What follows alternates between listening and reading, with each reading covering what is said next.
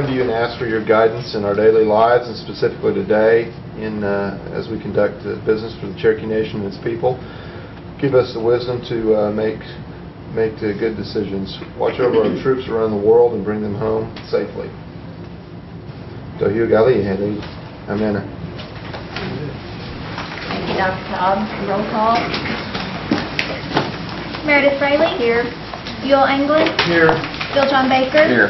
Jack Baker. Here. Harley Buzzard. Julia Coates. Here. Bradley Cobb. Joe Crittenden. Here. Jody Fishinghawk. Janelle Fulbright. Don Garvin. Chuck Hoskin Jr. Here. Hannah Glory Jordan. Present.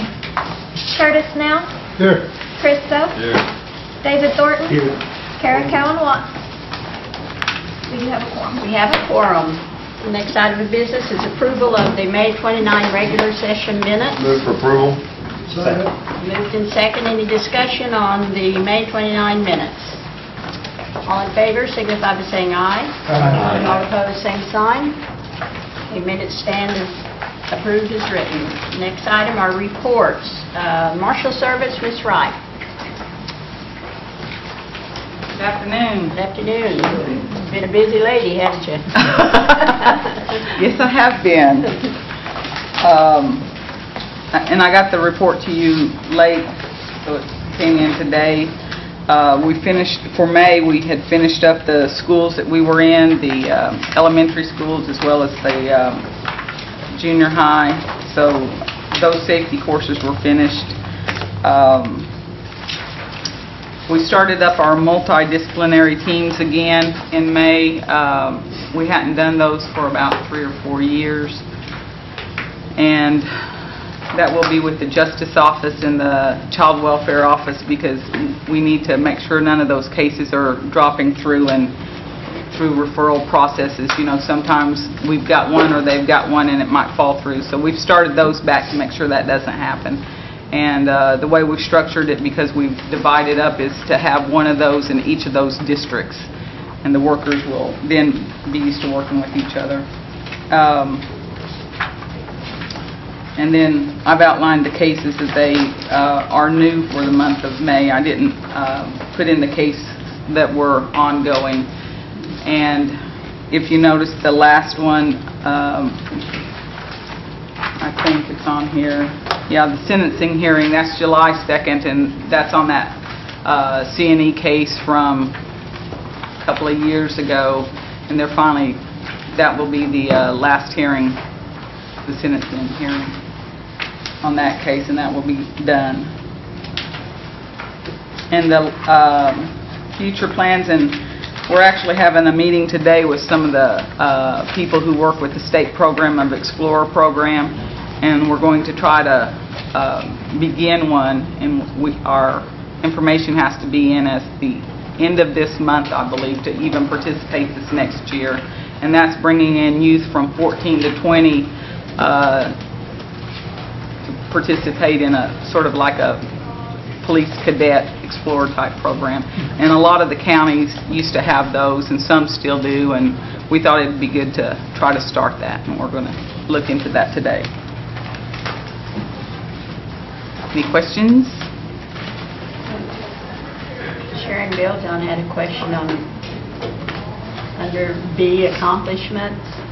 It says list with bullets rather than initiative. Narrative. My directive. I guess I'm just taking my directive off. Humorous coming from the Marshal Service.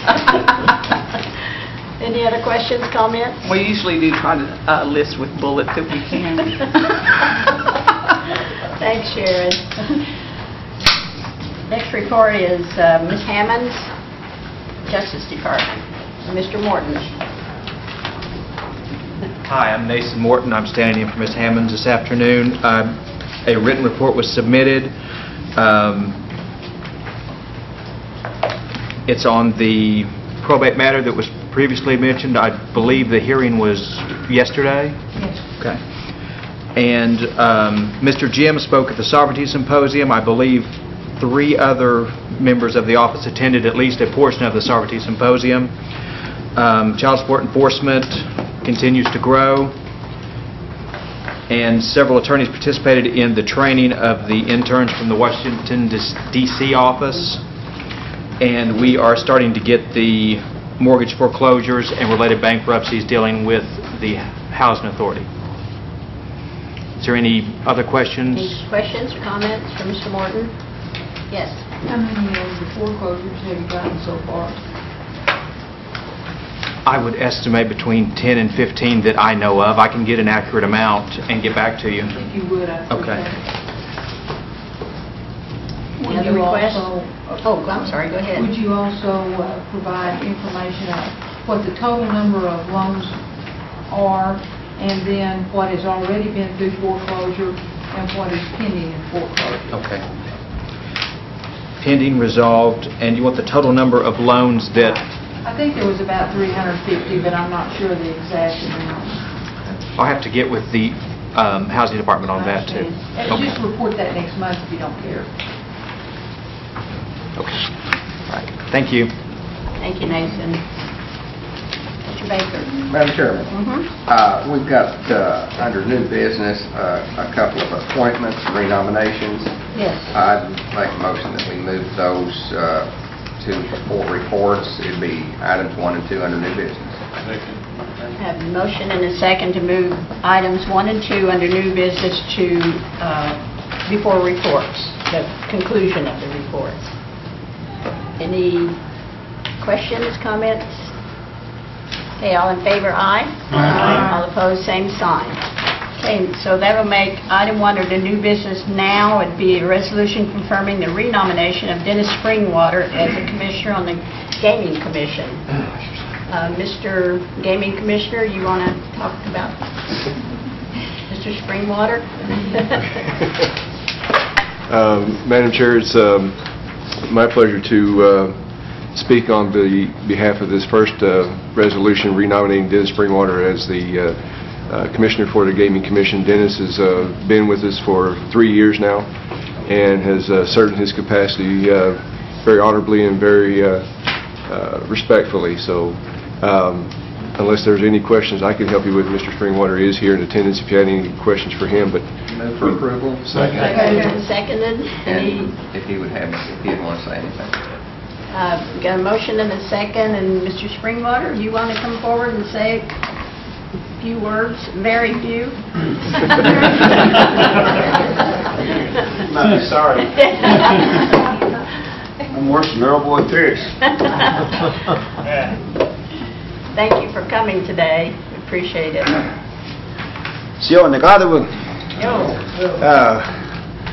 Basically, I guess I'm finishing up my 3-year appointment on the commission, and I can agree, I can surely assure you that it's been a really exciting time for me, especially for an old retired bureaucrat like me. I'm going on 6 years being retired, and I don't miss it. But basically, I guess it's an ever-changing operation.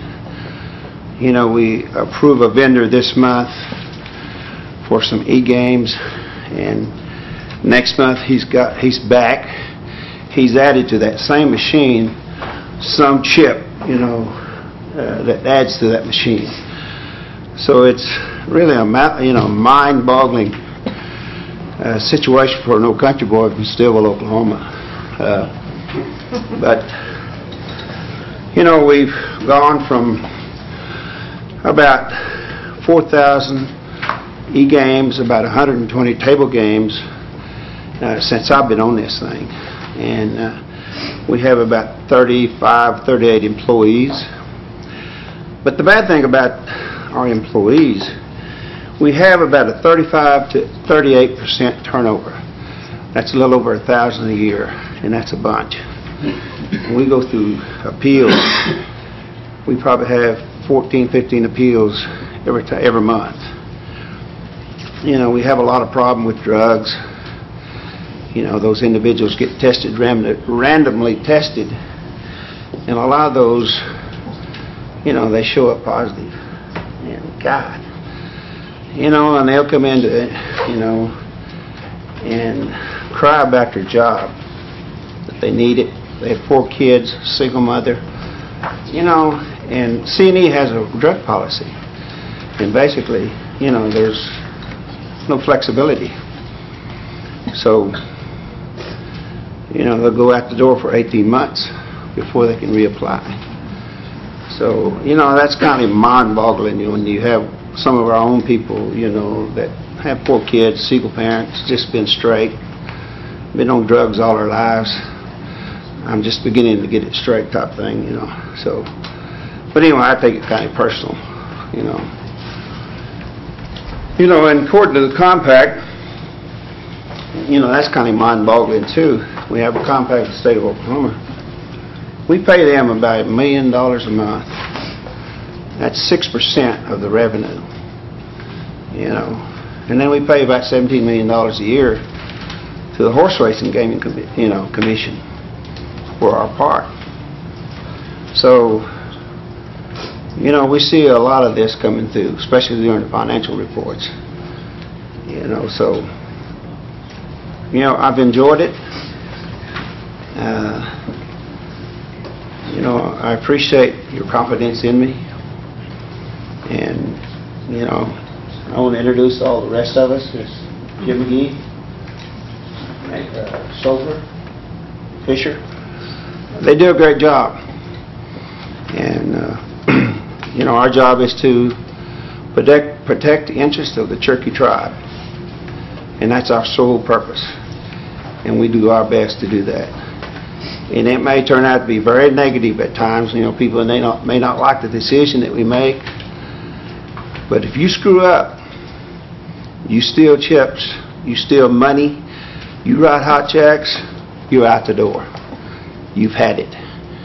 You know, there's no flexibility. And I think that's the only way that we can protect the interests of the Cherokee Nation. And we do that.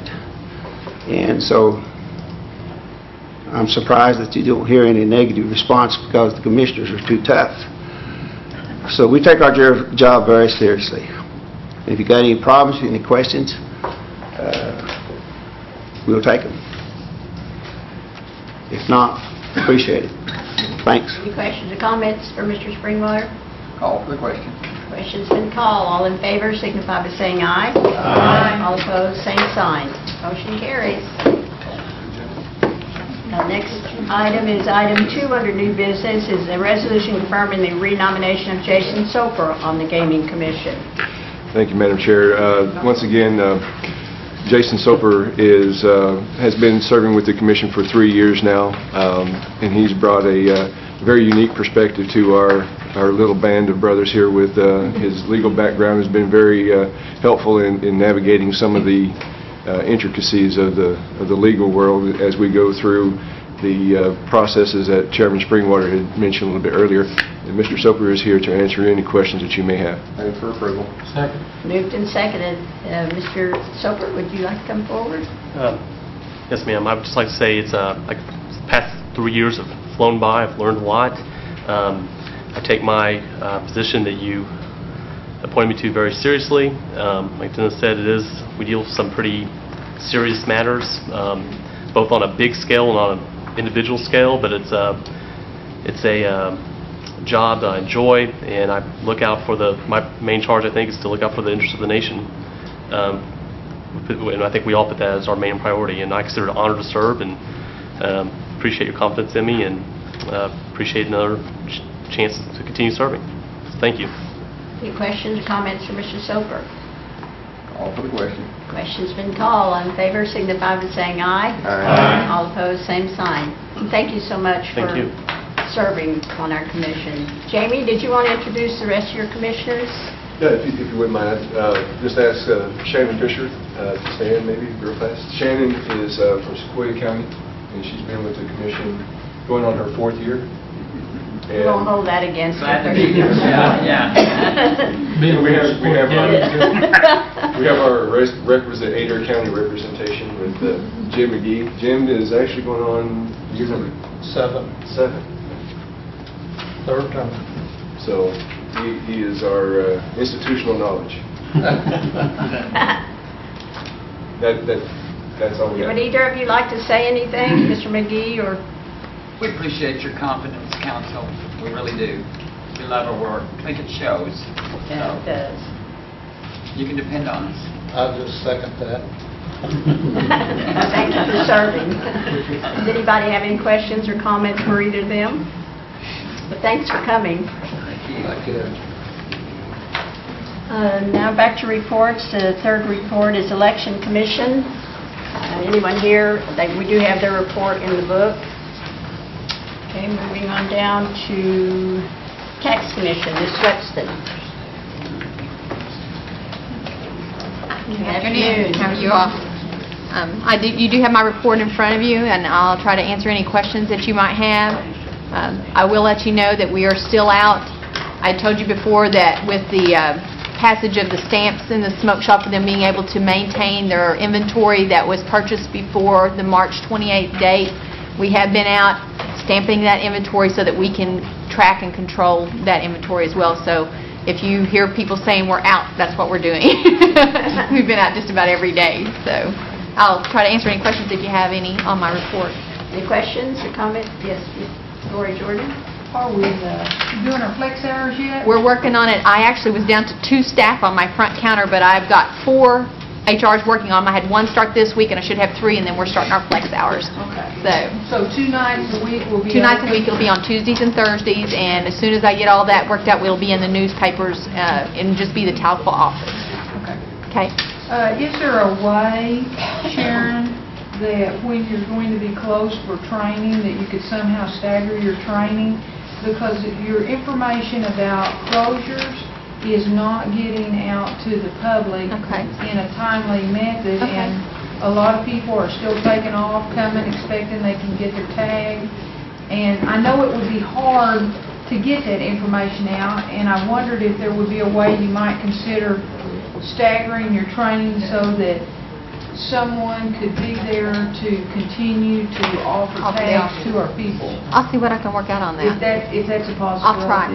I know sometimes that doesn't work if the training is for everybody and it's got to be done at one time. Right. But if there's any way, I think it would be helpful to our folks. I'll do my best to see what I can do on that. Okay. Any other questions or comments for Ms. Webster? Thank you for All coming. right. Thank you. Self-governance, Ms. Hanby.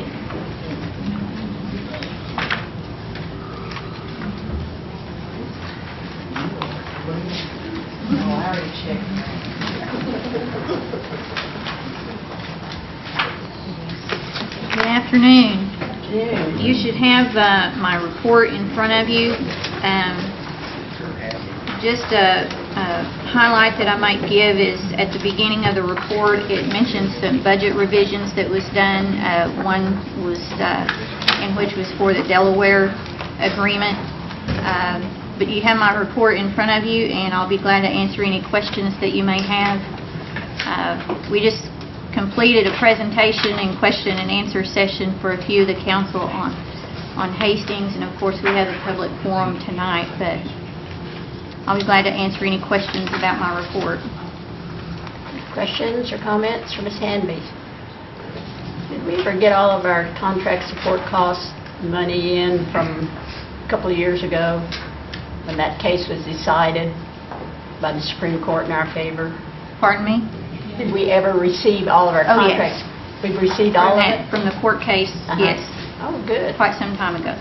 Good deal.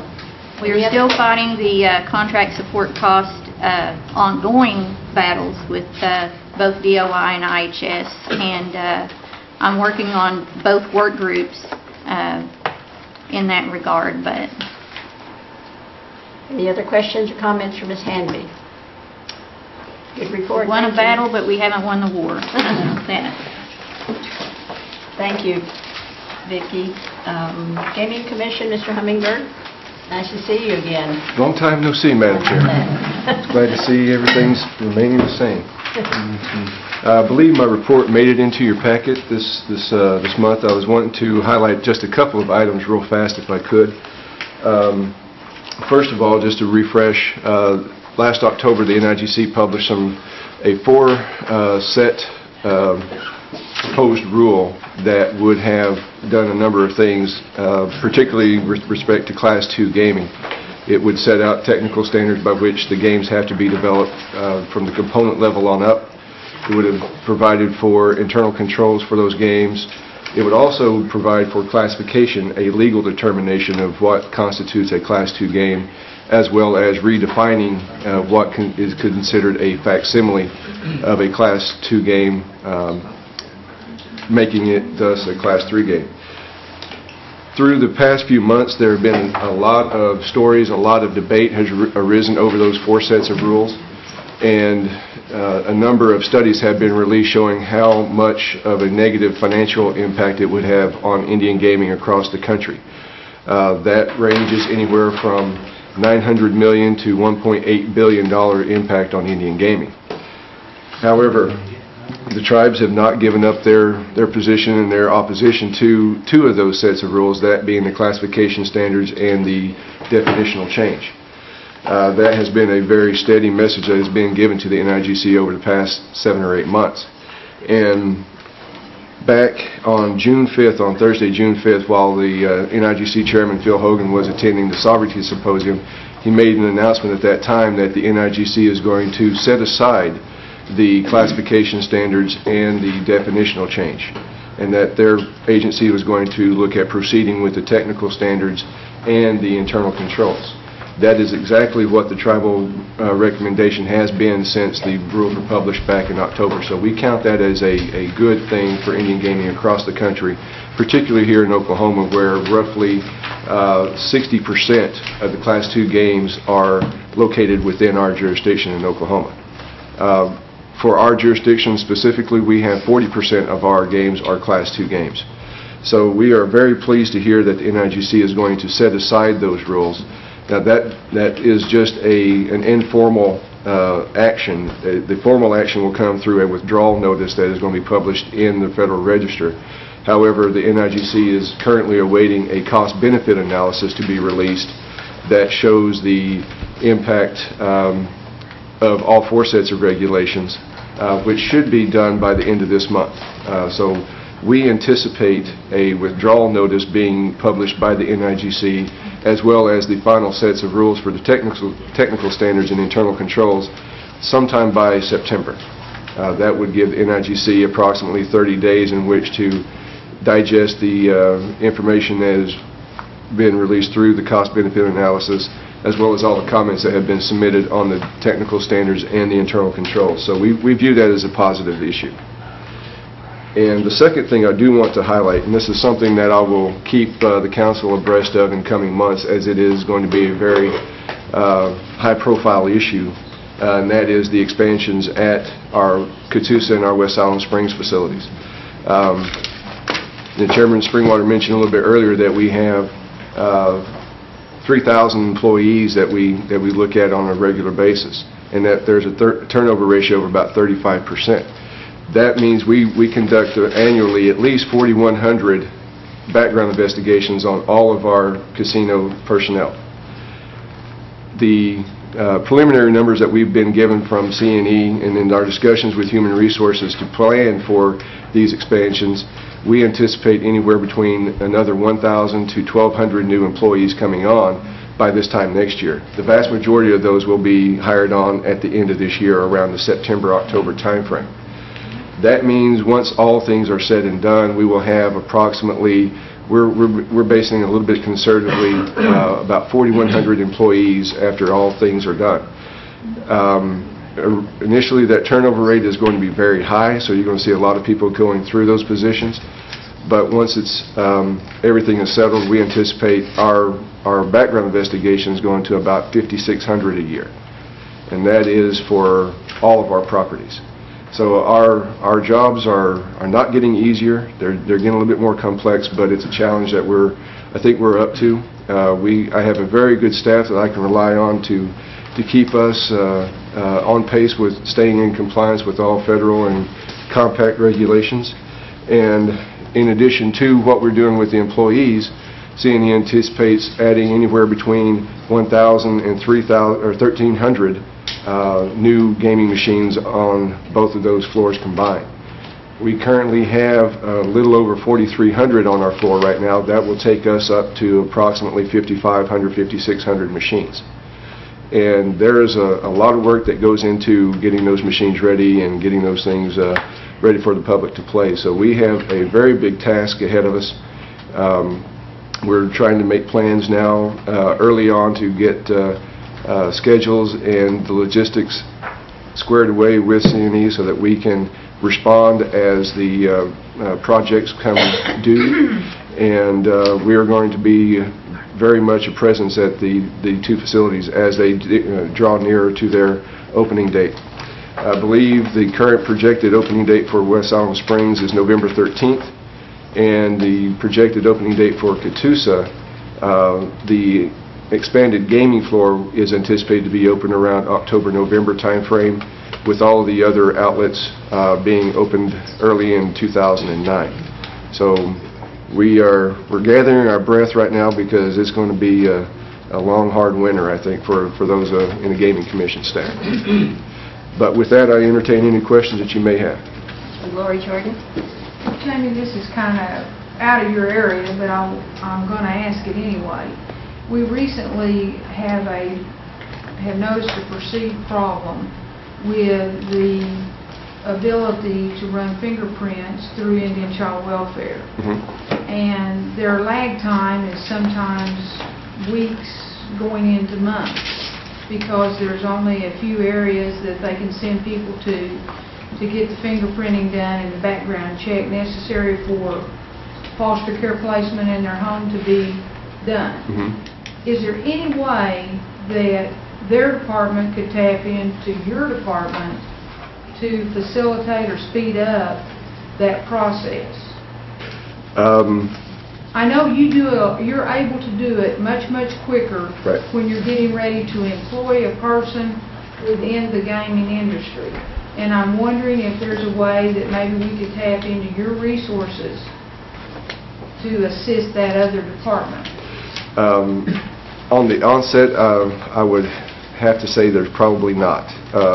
There might be some other avenues that we could help them with, but the fingerprints that we process, we of course take electronic scans of all applicants. When we process those through the NIGC, who in turn processes those through the FBI. The NIGC, in fact, we have had this question. Limited to what we can. Right. We had asked this question before because we had other departments ask if we could help them out in similar fashion. And we asked the NIGC and they said no, it's for gaming purposes only. We can help them out as far as directing them to places where they can get, and I believe Human Resources might already have some electronic fingerprint scanners, and maybe even connect them with some people in other agencies that could help them process it. But through our system, we can't do it.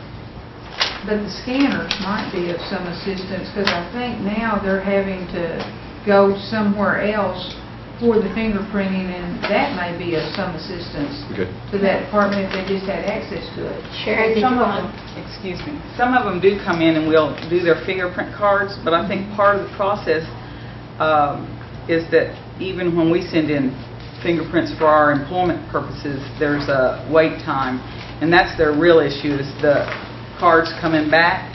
And OSBI has had a bigger lag time because they've got to review them before they send them on to FBI. The scans do help it go faster because then there's less human error in the roll. But we've done quite a few of them, but I think it's just that they either don't have enough people processing them or something, and that may be their lag time. That's part of the process that we can't help. But the scan type, if they had that wouldn't, because we still hand roll. Maybe it would be more appropriate then, Sharon, for your department to see if we could put your department with Indian Child Welfare and see if at least we could do the scanning part on maybe a same-day basis and get them out here to the next entity that needs to look at them. Because I think they're even having a problem just finding where we're going to get the fingerprints taken. And we can help them with that. If HR can help with the scan, that's even better, but we can help them with that and getting them sent in. And like I said, this doesn't have anything to do with Jamie's department, but we need to see more interaction between the departments where you have something that would be of a benefit to another department. We're not all little islands out here. We need to be communicating with each other. Part of that, I think Todd may be able to address part of that. Yeah, that's something we have been working on for a while. We went through and asked all of the departments because risk management needs a motor vehicles report lookup, and we go to one vendor to do that. Jamie needs fingerprints and FBI background checks and criminal background checks, and he goes through another entity. HR goes through another entity. There are several groups inside Human Services that do different types and forms of background checks. Housing Rehab does different types of background checks. They even, and Commerce does financial background checks. So what we did is we took all that and we built a proposal to do a one-stop shop, and so we're trying to find one entity that will allow us to do that, because OSB, some of the wait times were as much as 6 months. And you included our foster care placement situation, okay. So it's all in one big proposal, but what Sharon was saying is it's the difference between the old manual system where you roll ink on somebody's fingers and roll it across. If you scan it, you get immediate feedback if that's a legible fingerprint, whereas if you do the old roll and print, that's what takes a long time for them to go back to even verify that somebody can read that print. And so there's about a 6 months lead time on some of those. So that we are looking at trying to go electronic with those fingerprint reads. The backgrounds are a whole nother issue, because the restrictions on your radio, OLETs for backgrounds, the only one who can truly do backgrounds across the state is OSBI. Just like if you needed Arkansas, you have to go to the Arkansas State Police. So they're the only ones who can do backgrounds. We were doing housings because they had a OLETS number assigned to us. Since they made a change in where their administration of how they did housing, they needed something else, and they would have either had to get that OLETS number reassigned, and I think they decided just to pay someone else to do it. And it's the same with any other, like if ICW, if they wanted something somewhere, they'd have to get an OLETS number assigned to us so that we could even run their background. And then if we ran it, all you can tell them is they're clear or they're not clear. But other than that, OSBI is the only person in the state of Oklahoma who can run backgrounds outside of, your own department doing it for law enforcement purposes only. Well, it sounds like you're trying to, all the departments now are trying to get together, which it appeared that everybody was just kind of doing their own thing, and I guess we've noticed that, and Todd's trying to fix that. Where we can draw on each other, I think it might facilitate and move things along for some of our constituents. Yeah, I think on the front end of it, a lot of them didn't understand why you can't just go to county because you live there and ask them to do the background, and why you can't just come to here. And it costs those individuals a fee because, they have to pay a $25 or $35 fee for OSBI to run, and they were trying to find a way not to charge them the fee. So they wanted us to do that, and we're confined not to do that because of the regulations on OLED. So, yeah, it's just Thank you, Sharon. Thank you, Jamie, for all of that fingerprint stuff. Thank you. Anybody else have any questions for Jamie? Thank you very much. Codification, Mr. Hembry. He must have ran out. Nathan, did you have anything to report on GEG? It's still ongoing. No new information from the last report. Okay. We'll keep you updated. Thank you. Madam Chair, Yes. would this be the proper time to move to amend the agenda to place this new legislative act on the Limited Mixed Beverage Sales Sure. Act? I would move to do so at this time. That would be item 6 under new business, right? Yes. A motion has been made to amend the agenda to include, I think in front of you there, the new proposed Mixed Beverage Act. Second. And it's moved and seconded. Any discussion? All in favor signify by saying aye. Aye. All opposed, same sign. Motion carries. So it's item 6. Okay. Oh, Todd? Yeah, Madam Speaker, a short codification report. It continues to go on. We're in a basis where we've divided the titles between the committee members, and we're working on them at our own speed. There is a couple of titles that are complete. We're going to meet again next week. Just it's steady as she goes. It's good progress is being made.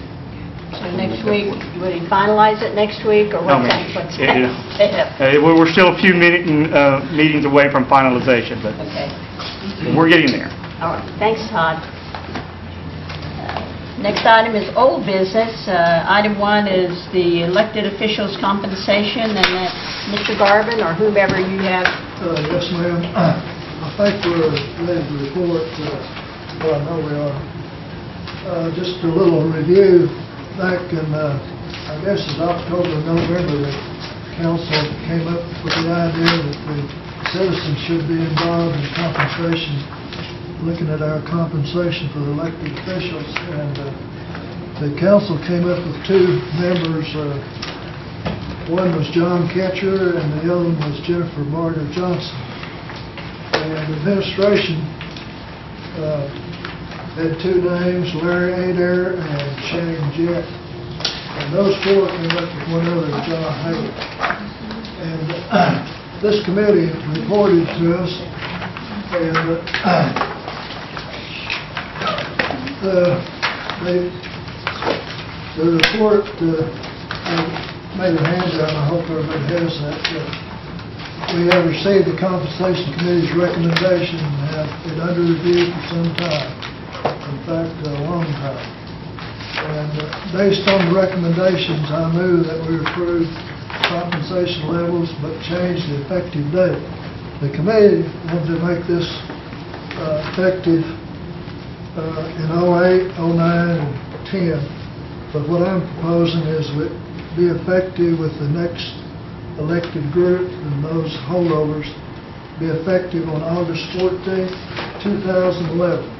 So what the committee recommended, we decided it would be good. The 08, the 09, and the 10 raises are going to be built into one raise in 2011. And it is as follows. The chief will be $136,676.38. And the deputy would be $75,000. That's a change, but we think that he deserves more than what the committee recommended. And the council would be $44,305.20. That was recommended by the committee, and it'd be effective in 2011. Also, I've talked to quite a few people that they mentioned that the speaker should get more money, and they recommend that the speaker, whoever it might be elected in 2011. Hopefully it will be the same one, but it might not be. And that would be $50,000 for the speaker. So, Madam Chair, I'll make a motion that we approve this. I have a motion. Do I have a second? I second it. Moved and seconded. Any discussion? Mr. Baker? Yes. How would this affect the folks with 6-year terms? Sir? How would this affect the folks that have 6-year terms that are serving till... all the council would get the same amount. Those I can't be for carrying it. over and those getting reelected. If it's staggered into the next election, I could handle it, but I can't vote to raise my salary.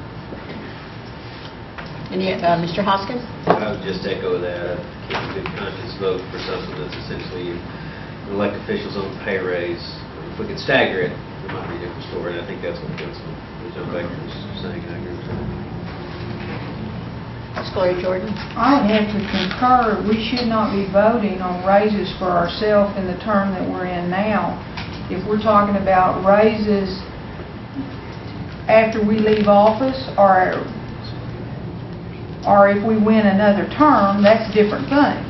But it should not be in the middle of a term, and it will be in the middle of a term if you implement it in 2011, because half the council will not end their term until 2013. So I can't support it in its present form either. Mr. Hembry? Madam Chairman, one thing I would want to state is that the salaries that were mentioned are well on par with tribes of the same size and duties. I understand the concerns about the staggering of it, and especially since it looks as if we're going to go to a 15-district situation. We can word it where each district, we can fix that. We can stagger it in for those terms that do not, that are still continuing in after August 2011. What I would recommend is that, what I hear is a consensus that the salaries are fine, but there's a query about of the effective date. What I would recommend is take a vote on this. And if that passes at full council, I will work with Don and with Ms. Knight to have language that that no one is giving themselves a pay raise, so to speak. Would that be okay? Point of order. Do you have point of order? I'm sorry. Do you have to, if we pass this in committee and we pass it as it's written, and then it goes to council written differently. Yeah, often there are indications that there are situations in which we know we're going to have to amend an act, and we just bring in a substitute act and you adopt that at the council. Sorry. Mr. Garvin? Yes, I would be opposed to that idea. Oh, okay. I can't see some council people making $44,000 and some making $36, going to the same meetings every day. That just wouldn't be fair to separate the council. All the council people should be making the same money.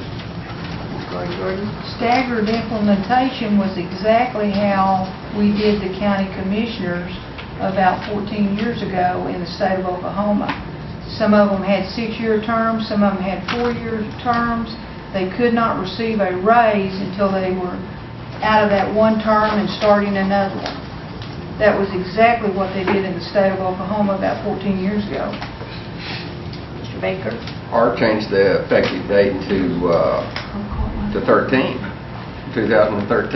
and that way it'll be a clean slate. Any other questions, comments? Can we have Mr. Crittenden? I still think we need to give the deputy a little better raise.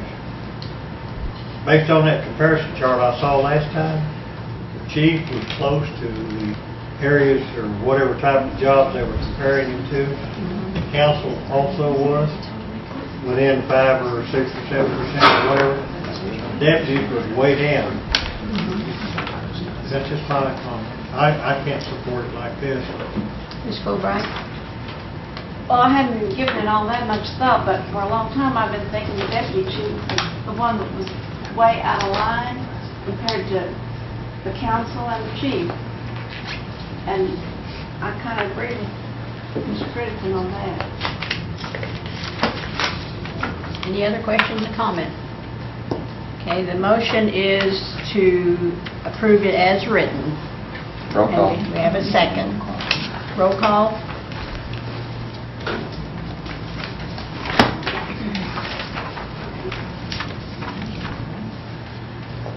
John Garvin, Yes. Chuck Hoskin Jr., No. Tyler Glory Jordan, No. Curtis Snell, No. Chris Soap, Yes. David Thornton, No. Kara Cowan Watts, No. Bill England, Yes. Bill John Baker, No. Jack Baker, Yes. Harley Buzzard, absent, Julia Coates, Yes. Bradley Cobb, Yes. Joe Crittenden, No. Jody Fishinghawk, No. Meredith Fraley, Yes. Janelle Fulbright. Yes.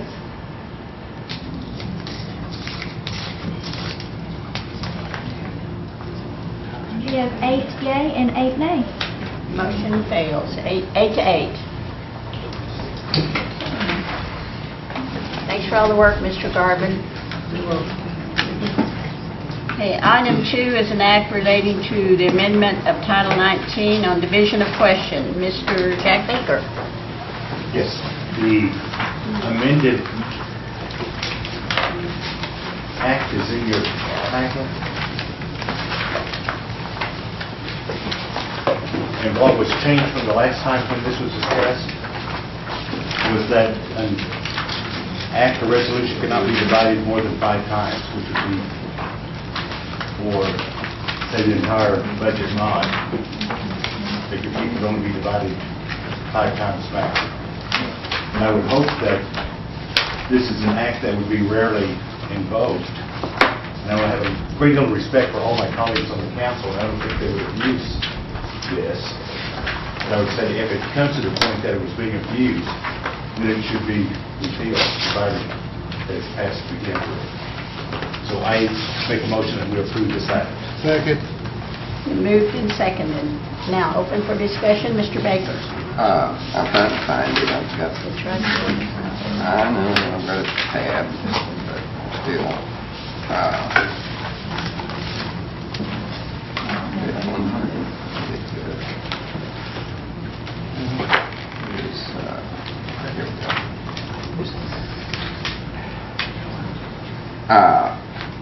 Mr. Baker, would you consider the friendly amendment of adding the stricken language that allows a majority of this council to put it back together before it goes to full council?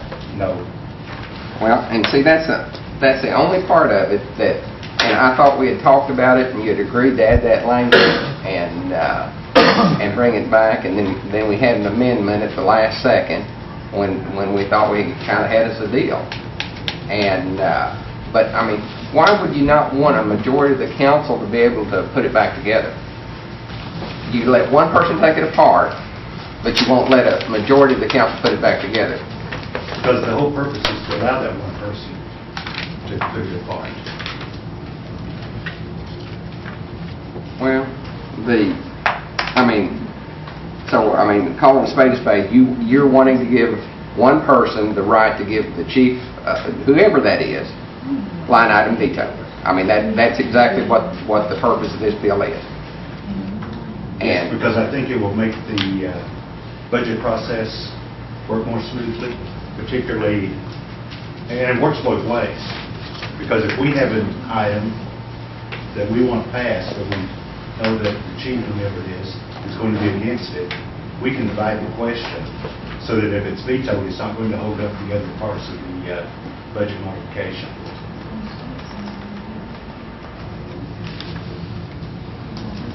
We can do that now.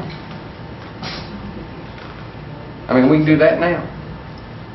And, right now, majority can separate anything they want.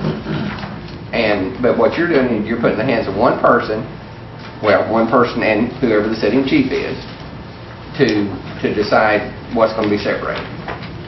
And that's just... Todd, did you want to speak? I'll yield. Yes, I've let my feelings be known on this concept, from the get-go, so it's not a surprise.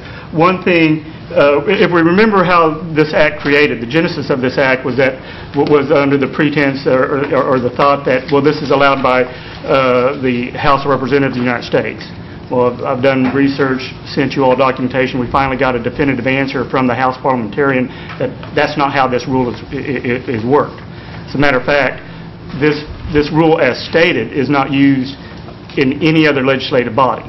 And the reason why it's not used is that the legislative body, you act as a whole. The majority makes the decisions, and whatever that act is by the majority, that's the act of your body.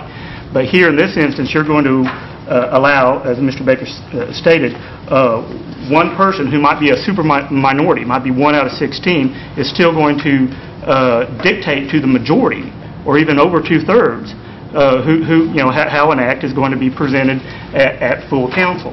Another problem I still have with this act is that it says any member can move to divide it up to 5 ways. Which member?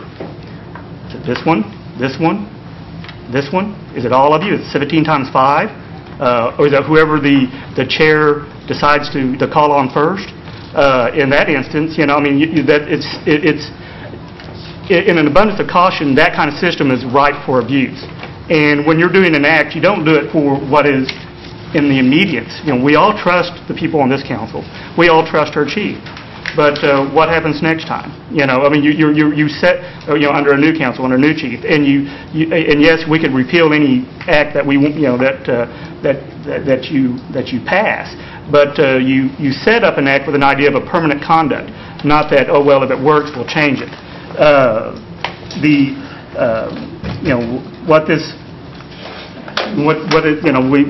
kind of called it on the carpet as a line item veto. That's a power that's not shared in the Constitution to the principal chief.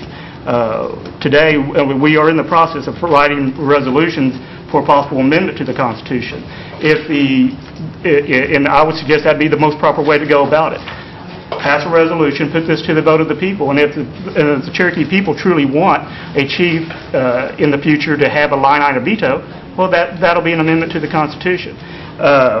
But the biggest problem I see with it is still one person, 1 out of 16, still dictates how an act is presented at full council to the chagrin or even against the other 16 members. And that's the comments I wanted to make on this act.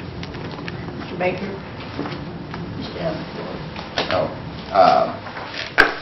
Once again, would you accept a friendly amendment to put that stricken language back in? No. Okay. I'll wait for now. Mr. Hoskins? Thank you, Madam Speaker. I'm wondering, Chairman Baker, is this really a solution in search of a problem? Because I've been on this council not quite a year yet, but what in this term has been so problematic that it requires that we embrace what Mr. Hembry has just described as an unprecedented shift of power from a majoritarian body to a single member? What have we come across in this term that requires this extreme action? Mr. Baker, go ahead. There has not been any, but there could be in the future. There has been in the past, and so I would like to head off anything that may happen in the future. You should have the floor, Mr. Hoskins. Thank you, Mr. It sounds to me like we've had relatively smooth sailing through the budget process, notwithstanding that there have been sharp differences of opinion on this council. We've still had smooth sailing, and it seems to me if there's something so pressing, so compelling, that we need to separate it out, that we should still maintain this majoritarian principle. And so I think you should seriously reconsider what Councilman Bill John Baker proposed to at least allow us that majority check on this real unprecedented shift of power. And then also, we already have some provision in our rules that allow for division, I thought. And so far, I don't know of a time we've even utilized that in this term. And I think the fact that we haven't perhaps suggests that we don't need this even greater leap towards a minority control of this council and frankly, what is effectively a line item veto. Thank you, Madam Speaker. Yes, Ms. Gloria Jordan. Well, of course, Chuck put it a lot better than I'll be able to put it. He covered the very same things I was going to cover. We already have this in our rules that a majority of this council can ask for a division of the question. We have not used it at all during the 10 months that I've been on the council. So I fail to see why there's a need now to go to an even more limited way of doing it and just let one person on this council basically bring us to a halt if they decide to do so. And you all are much kinder than I'm going to be. I think there is at least 1 or 2 people on this council that will abuse this rule. And if nobody else, if you pass this, I will abuse this rule. So we'll just put it out on the table. You're better off leaving it like it is right now. Are you finished, Ms.? Yeah, I'm done. Ms. Coates? I want to assure the council I won't abuse this rule, first of all. I don't read the language, Mr. Hembry, the same way you do in terms of this could be done 5 times by each of 17 people. It doesn't say that in the way that I read it. It says, provided that an enactment shall not be divided more than 5 times. So it's each act itself, and there's a total of 5 divisions that can be made. And most of the legislation, proposed legislation that comes in front of us never has 5 separate components to it anyway. It's the budget, basically, would be the only thing I could even imagine that might possibly come under this. And so I think that this legislation is really sort of specific to that. Vetoes can be overridden. The chief's veto can be overridden. A single member of this council, of this body's objection can be voted down by a majority as well.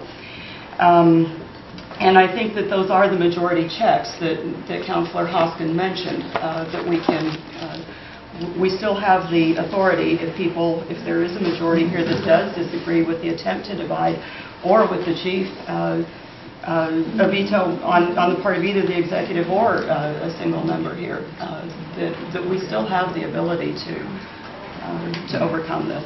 Thank you. Bill John? Yeah, I make a motion to amend this act to strike the language unless majority of council members present and voting vote to combine the question before moving it to full council, thus giving a majority the opportunity to put a piece back in a budget mod. I put that in form of a motion. Second. Moved and seconded so effectively what you're doing is putting this language back in that's stricken, correct? Yeah, back the way I really thought we had agreement on, yes. Okay. Any discussion on the amendment? All in favor signify by saying aye. Aye. Aye. All opposed, same sign. Aye. Roll call. Yes means to include this stricken language back into the act.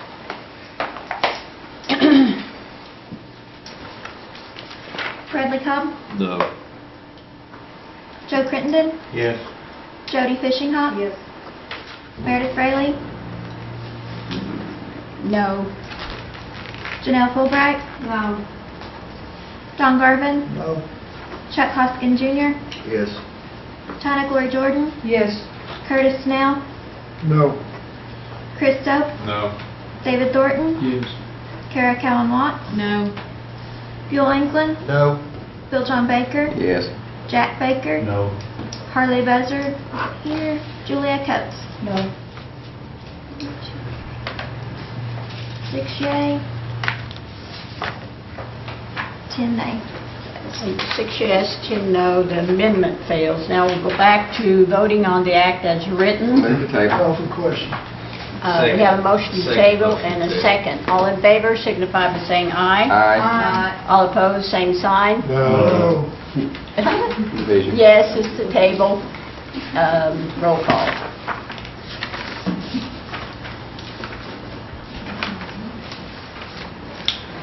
Curtis Snell, No. Chris Stope, No. David Thornton, Yes. Kara Cowan Watts, No. Buell England, No. Bill John Baker, Yes. Jack Baker, No. Harley Buzzard, not here, Julia Coates, No. Bradley Cobb, No. Joe Crittenden, Yes. Jody Fishinghawk, Yes. Meredith Fraley, No. Janelle Fulbright, No. Don Garvin, No. Chuck Hoskin Jr., Yes. Tina Glory Jordan. Yes. 6 to 10. 6 no, 10, 6 yes. 6 yes, 10 no. Madam Speaker, Yes, I Mr. now call for question. Question has been called to approve the act as written. Roll call.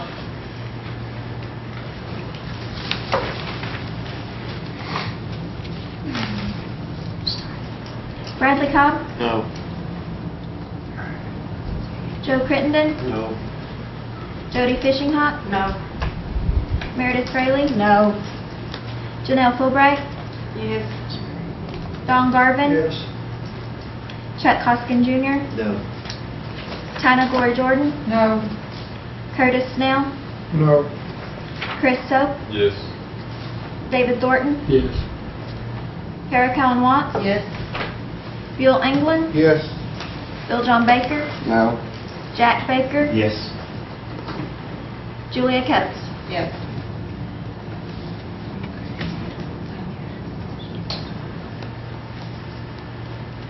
We have 8 yea and 8 nay. 8 yes, 8 no, motion fails. Okay.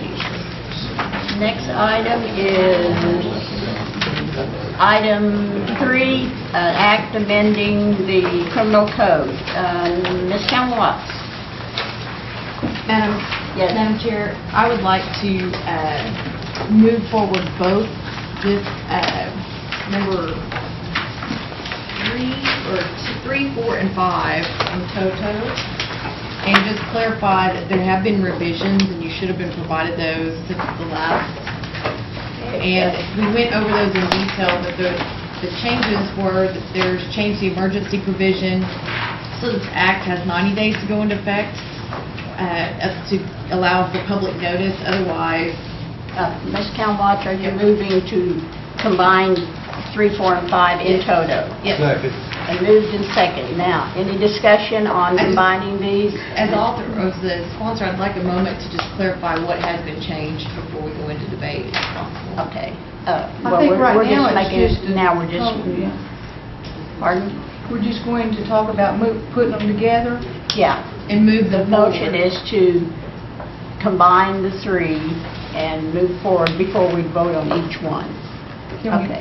Now we're open for discussion. Yes. Okay. The Speaker Fraley and I have talked with Becky, the author of this act, or these 3 acts, by telephone about 10 days ago. And in our discussion, what was found was that we need the last act to comply with the Adam Walsh law. And we need that pretty quick. And we were all in agreement in our communication that we need to move that one forward. Yes. The other 2 acts, I thought we were in agreement that those were going to be moved to a working committee, and that working committee would be composed of people on the council and the court system to see if we even needed to modify those areas.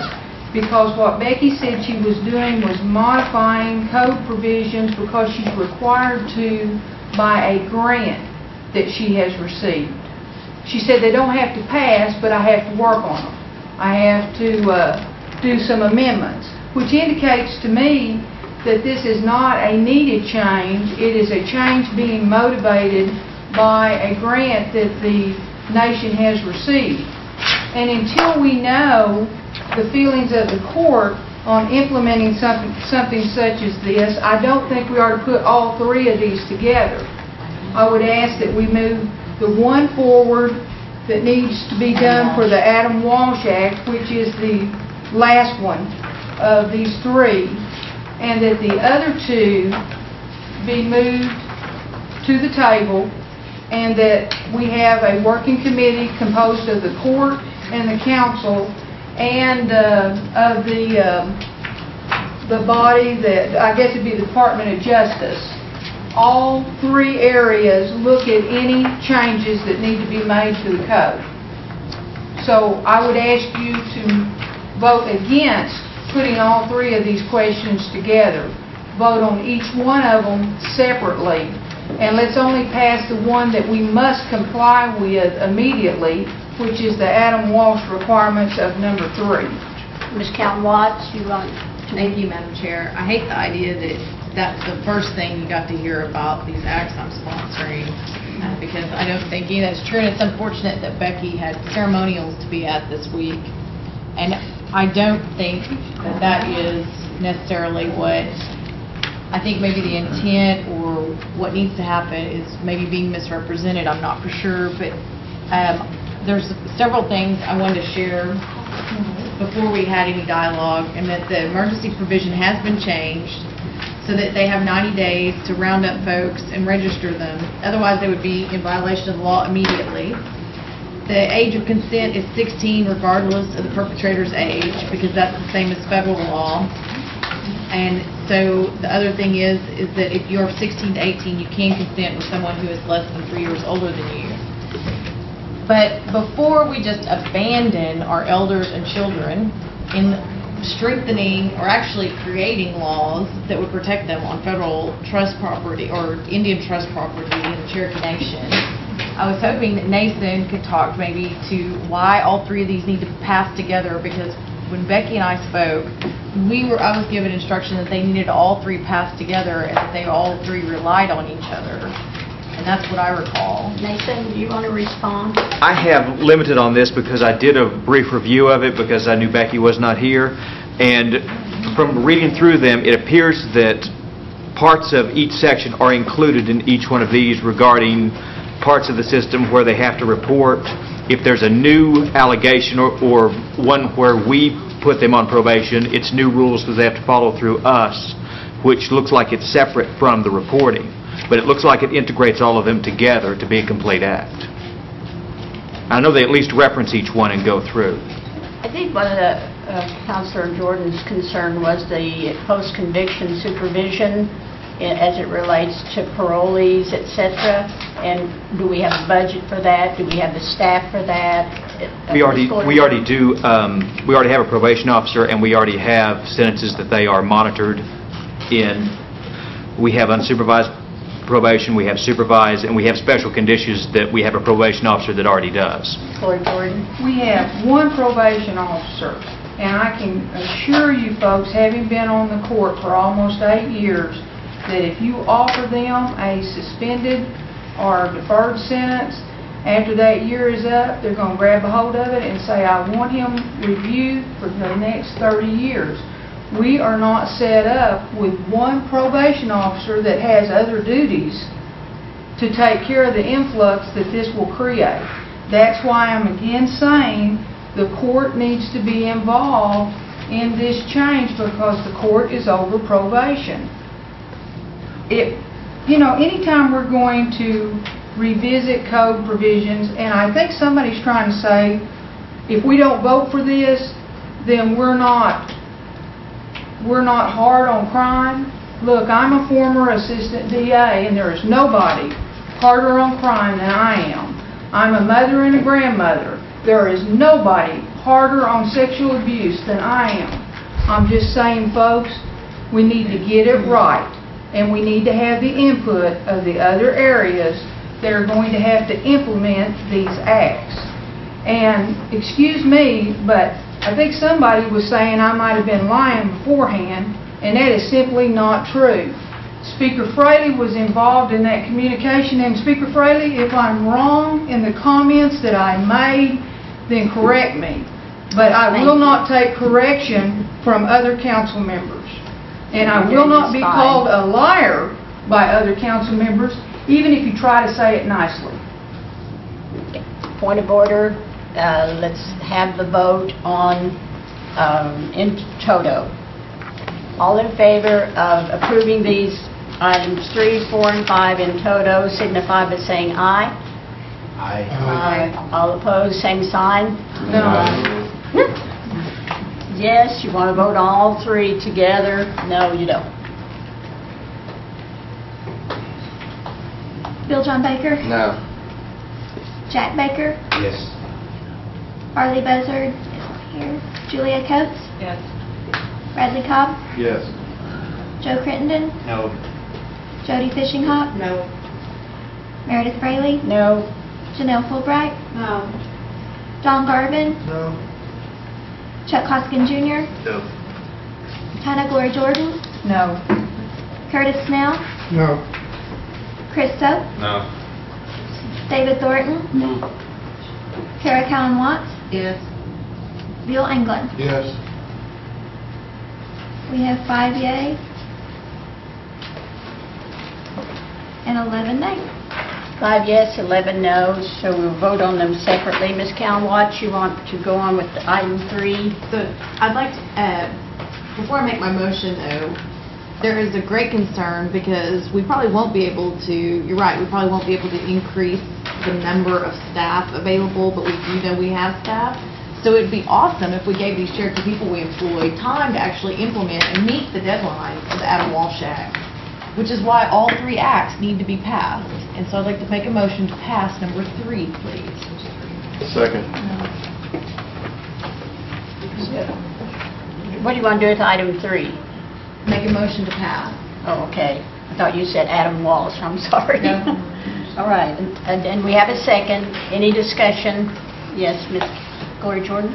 Again, both 3 and 4, as I read them and as I understand from Becky the author in my communication with her, 3 and 4 are to improve our code.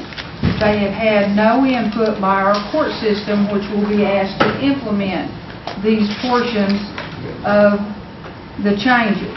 I would ask that we table these items, and I'm going to make that motion to table number 3 so that we can put that in a work group composed of those 3 entities that I talked about.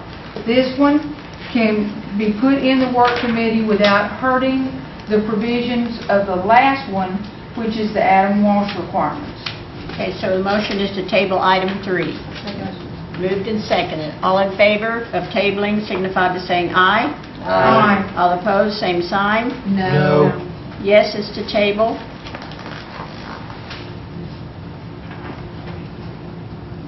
David Thornton. Yes. Carol Callen Watts. No. Bill England. No. Bill John Baker. Yes. Jack Baker. No. Julia Coates. No. Bradley Cobb. No.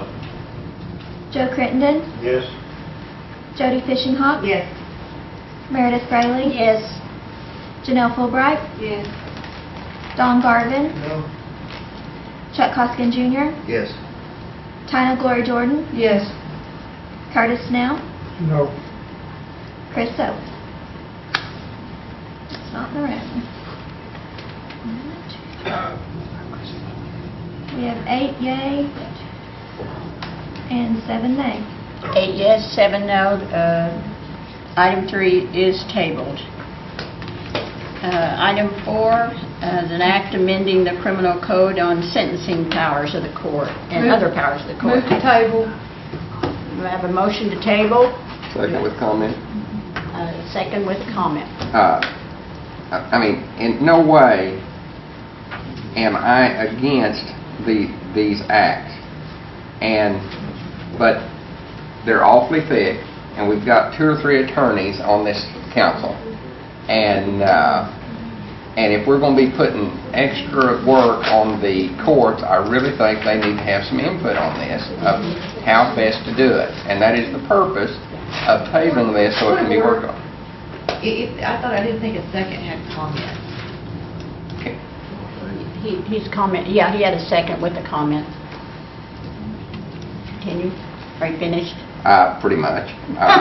But anyway, that's the second, and I fully anticipate seeing this and passing it at a later date once we either find out from the courts that yes, they can handle it with no additional funds, or tie it together with some funds to make it work properly and not just load up without the foresight of adding the staff. A motion and a second. We're discussing Mr. Hoskin, but we're not discussing Mr. Hoskin, but we're discussing Madam Chairman, Hoskin. this is a motion to table, correct? Okay, that's not debatable, not amendable. That's right. All in favor signify by saying aye. Aye. All opposed, same sign. No. Yes is to table.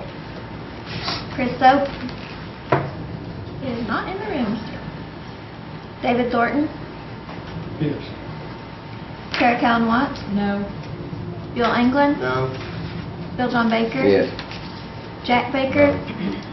Harley Buzzard, not here. Julia Coates. No. Bradley Cobb, No. Joe Crittenden, Yes. Jody Fishinghawk, Yes. Meredith Fraley, Yes. Janelle Fulbright, Yes. Don Garvin, No. Chuck Hoskin Jr., Yes. Tina Glory Jordan, Yes. Curtis Snell. No.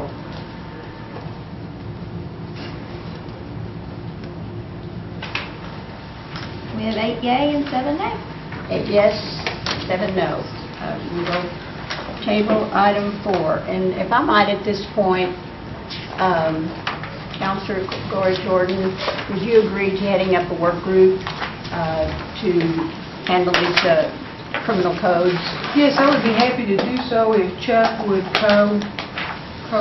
do what that with me. Okay. Melanie, is there someone that you would recommend from admin? I would recommend the AG's office be the Okay. point person for it. Right. Accept that.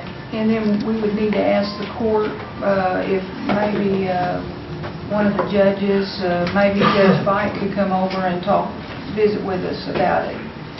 Okay. Right, so you're the designated chairman of that work group. And when's your first meeting?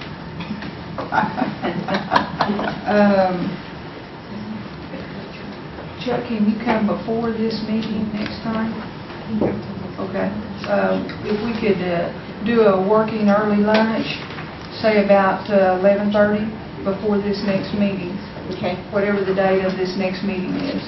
You have that, Shirley. And I would certainly invite all interested parties to come and be a part of that working group. July 31st, 11:30 here. July 31st? 11, did you say 11:30? Okay. I think 11:30 would be enough time. Thank you. Item 5 is an act amending the sex offender, including the sex offender registration, post-conviction supervision, etc. Ms. Calwatts. I would love to move for approval. Second. Motion and a second to approve. Any discussion? Yes, Ms. Gloria Jordan. This is the one that I really need, that we do need to move forward. This is the Adam Walsh requirements, or it meets the Adam Walsh requirements, and it's actually a new area that we must do so that Indian country, along with non-Indian country, there'll be a continuous blanket for the reporting requirements for sexual offenders. So I would join with Ms. Watts in encouraging all of you all to vote for this particular act. Dr. Cobb? Is that are you a co-sponsor on any of these three? No. Okay, thank you. Any other questions or comments? By acclamation. Motion and a second by acclamation. All in favor signify by saying aye. Aye. All opposed, same sign. Okay, motion carries. Yay. Under new business, we have already resolved 1 and 2. Item 3 is discussion of possible action on a redistricting map. Dr. Hembry, are you on that one? I can speak to that, Madam Chairman. I see in the good Todd's hands a map for your consideration. It is, I don't know if it, I arrived a little bit late. Has it been disseminated? Yes, it has been disseminated. And the numbers are what they are. This is a map based on 2 different figures. One is a combined method, and the other is, I guess, tell us the difference in the calculations. The combined method is what was discussed in the last Rules Committee meeting, or subcommittee meeting.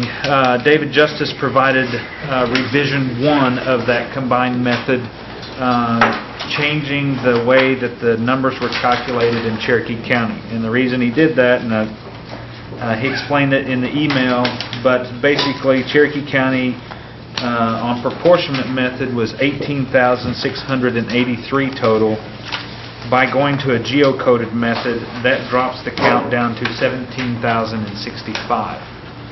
So it's a pretty significant drop in the population in just one county. What that effectively does is it changes the total citizenship and thereby changes the optimal number to try and reach. And so he provided that just as an illustration and some food for thought. But the map that you guys had moved out of subcommittee is the one that's titled Cherokee Nation Combined Method 62608. And I hope most of you received the email. He finished that at about 6:15 last night. Bill John? Under this method, where do the post office boxes go? Which method? The first. Under this revision one, where the post office? On geocoding, or with the geocoding, post office boxes would be placed in the county seat. And so it's going to, I would have to go back and double So it's check. post office? Yeah, basically where the post office So they is. would be in my district, under this Should be, scenario? yes. I'd want to go back and double check that, so I wouldn't be lying to you, but that's where those should lie. You count where the post office is. Okay. And just off of recollection, I think that's about 2,600 post office boxes. Follow-up question. And got a question. How does the target keep moving if this is on not registered voters, it's on citizens? And at registration, they tell us what the citizens are of each county. Well, part of that is that proportionment. And so the example is in proportionment, you take a portion of 74960, a weighted proportion, out of Adair County, because 74960 actually moves into Cherokee County as well. And so any zip code that goes over the county boundary, you take a portion of that. So it actually elevates the population count in Cherokee County. The reason there's a difference, I think David included that the original number that we had for Cherokee County as of November 15th was 17,121, and the geocoded number is 17,065. Here's the main difference of that roughly 60 citizens. Those are addresses that the software did not recognize as a valid address. So, they may have your address as BR549, and it says there is no such address in Cherokee County. So the software, when it geocodes, if it picks up an address that can't recognize as a valid address, it will mark it and not process it. So that's the difference of the roughly 60. Okay, so if it's picking up a rural route, what does it do?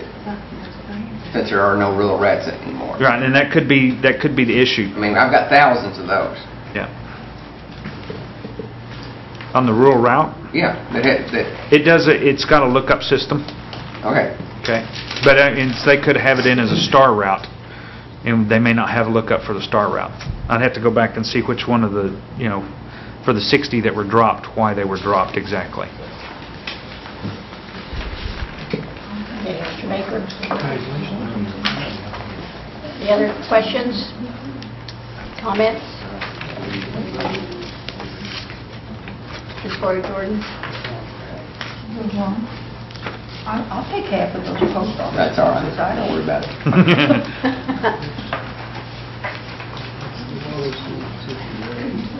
Okay, we have a discussion and possible action. Any further discussion? Any further discussion on, Yeah, no, you need a I motion. guess, revision 1? I move that we pass the newest map. The revision 1? Revised one. Have a motion to approve the 62608 revision 1 map. Do I have a second? Second. Moved and seconded. Now discussion. I just want to make sure I clarify something. Okay. Okay. The map that is titled Cherokee Nation Combined Method 62608 is the one that you passed out of subcommittee. Okay? The revision 1 is the one that David Justice created as an alternate. This first one. What's the difference? No, go ahead. I can't see the difference.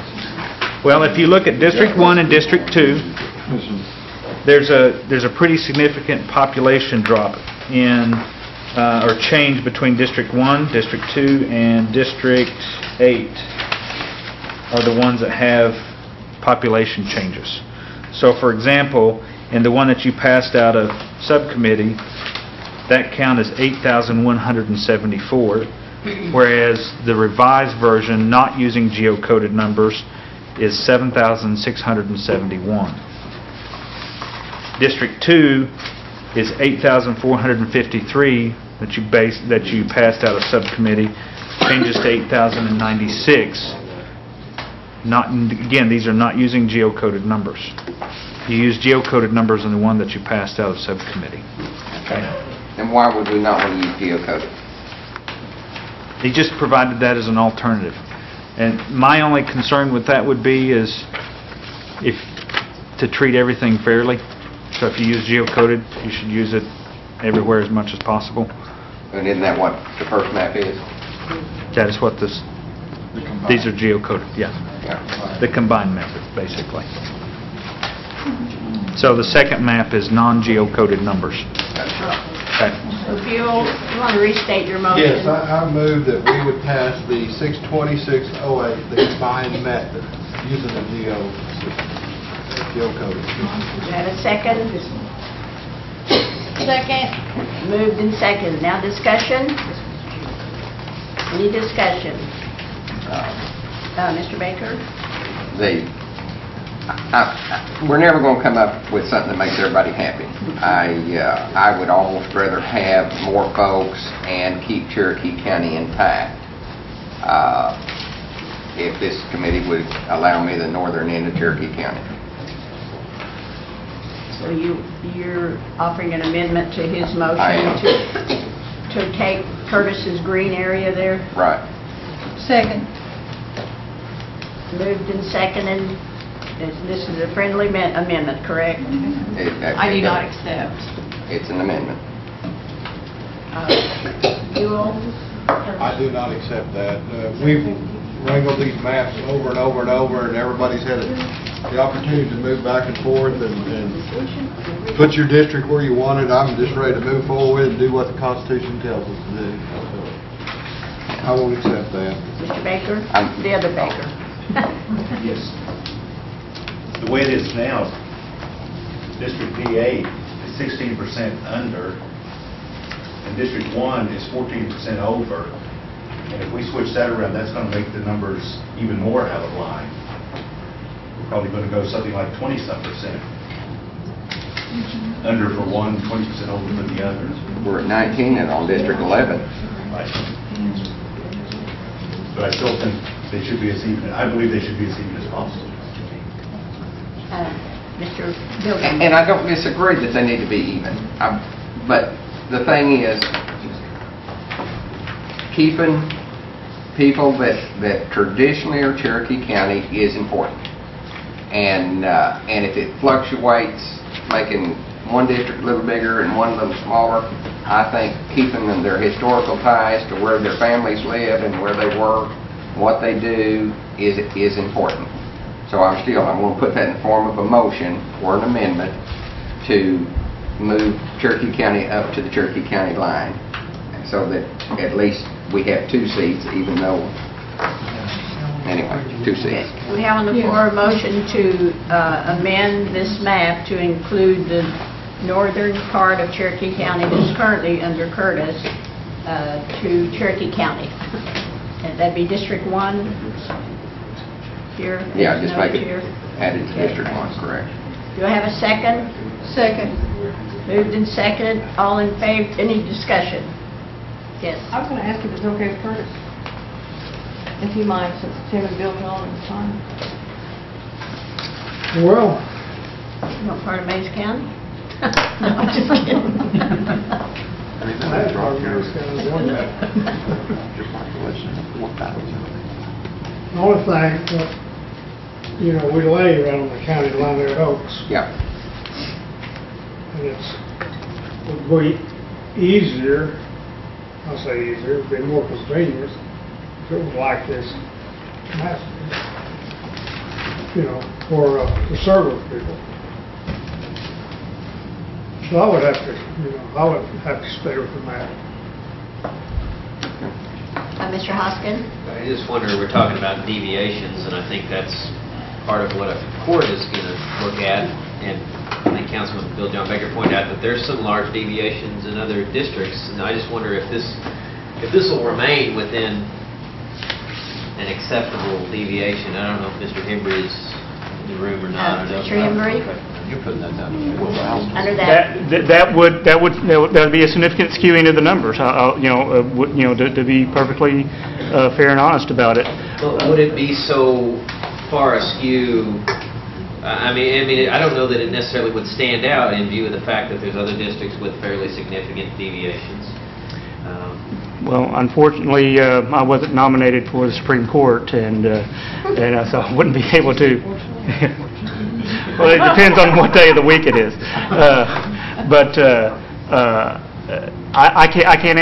I don't know. I mean, I really couldn't answer that question with any deal of certainty. It's going to be in the eye of the beholder, and I don't know how much is too much. Well, I don't know. And I don't either. And there's not Cherokee cases. There's other cases out there on state redistricting that good guys. But if District 6 is 20 under, and District 2 is 18. I mean, I just wonder, before I vote on this, I'd kind of like to know is what Bill John is proposing going to be way out of deviation relative, Mr. Speaker, to the percentages we already see on here. And I don't know if anyone even knows the numbers to be able to answer that question. Does Mr. Inland know? I'm sitting here debating with myself on the population count, and I was estimating that it would probably push the population in District 1 to somewhere around 9,500, and thereby decrease District 8 by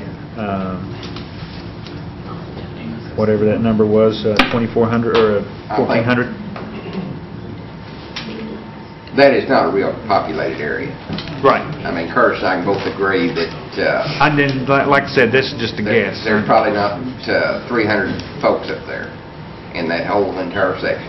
Mr. Hoskin, you still have the floor here. Okay, well, and I understand we don't have precise numbers, but if there's only 300 and some odd people, then we can kind of figure out what that's going to do to the percentage.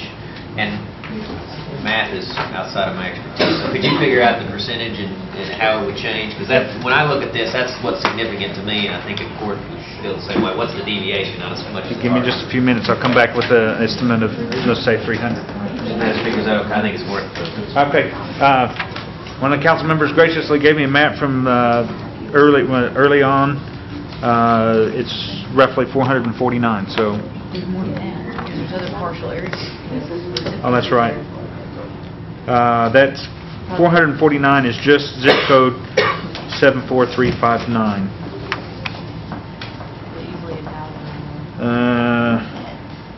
Go back and check some numbers, but is that pegs? Because I've got pegs already. Based on this map, it's.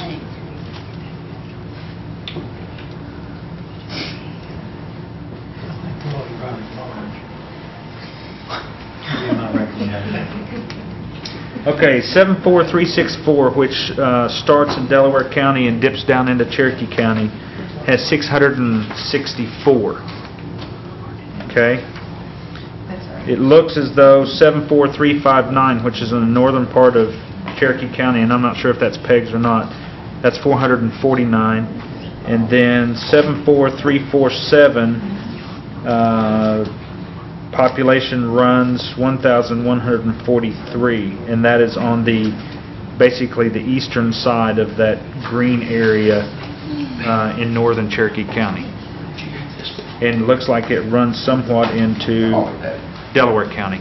So not all of them are going to live in there, but those are the 3 zip codes that would be affected by this change. And so the highball estimate alter our deviation for us based on those numbers. Can you do that? Yep. Let me run some numbers. What are you going to do? Madam Speaker, what I'd like to do, the numbers that he just cited, I'd like to see what that does to the far right column, percentage of deviation. And the reason I'd like to do that is because if what Bill John is proposing doesn't stick out like a sore thumb, for lack of a better phrase, then really it's a compelling reason to keep it in because it's historically been in there. If the numbers are so far out of whack that we're talking about 25-30% deviation, then I think we say, well, wait a minute, maybe it's not such a good idea. So that's what I'm having him do, and I think it's worth waiting a moment before we go. Mr. Curtis? I think, that's what I think about this a little bit. I think it would be better if that was taken out, left in Cherokee County. Or it's taking me down into Cherokee County a little bit. So all the people has historically been in Cherokee County. I think it's probably better if it was Bill John had all the way up.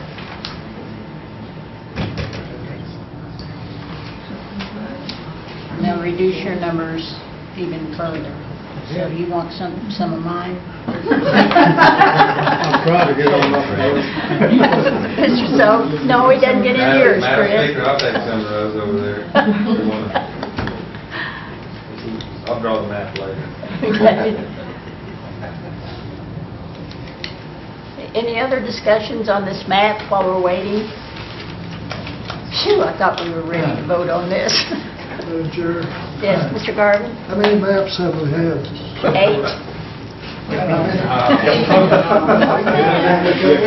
Gotta be more specific on the time frame on that. Oh, yeah.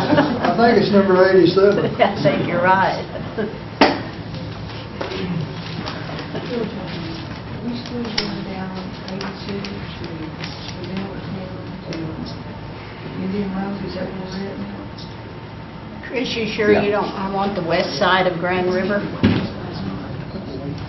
All the way down? And make yours and my numbers more even. West side.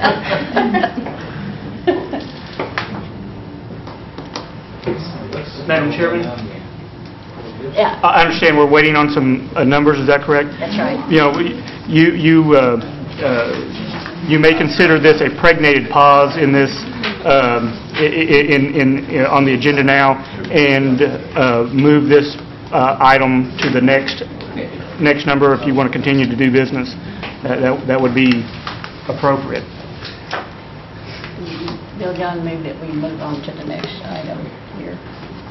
Number 4, while we're waiting on numbers. You're the chairman. Okay, so we'll just move on to number 4, then we won't move to do that.